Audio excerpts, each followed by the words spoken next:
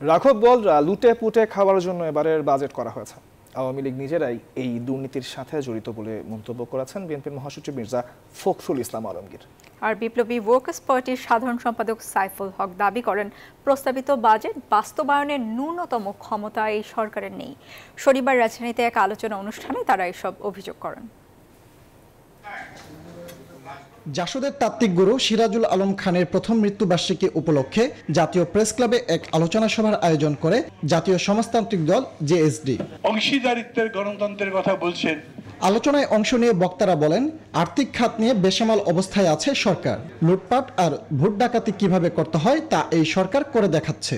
আরো ভোট চুরি করার সুযোগ দরকার, লুটপাট করা, দুর্নীতি করা, বিদেশে টাকা পাচার, ঋণ খেলাপি করার। বাজারের মধ্যে সেগুলি হয়েছে। গরিব মানুষ বাঁচবে কিভাবে সেটা নাই।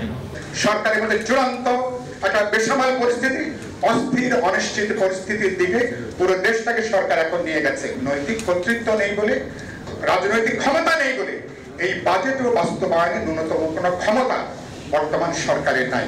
এ সময় প্রস্তাবিত বাজেটে 15% কর দিয়ে কালো টাকা সাদা করার বিষয়টিকে হাস্যকর বলে মন্তব্য করেন বিএনপি মহাসচিব মির্জা ফখরুল ইসলাম আলমগীর। আপনি বাজেট দেখলেই বুঝতে পারবেন যে রাঘব বোয়ালদের লুটে খাওয়ার আরেকটা ব্যবস্থা করেছেন। এটা এই প্রত্যেক বছর একই ঘটনা ঘটছে এবং যারা আপনার অর্থনৈতিক বিশ্লেষক তারা বলছেন যে এটা আপনার শুধুমাত্র ক্ষতি ছাড়া আর কিছু করবে না। দোষ ত্রুটি ভুলে যুগপৎ আন্দোলনের সবাইকে ঐক্যবদ্ধভাবে রাজপথে লড়াই চালিয়ে যাওয়ারও আহ্বান জানান মির্জা ফখরুল। ঐক্যবদ্ধ করতে। ফজলে রাব্বী সৌরভ, নিউজ 24, ঢাকা।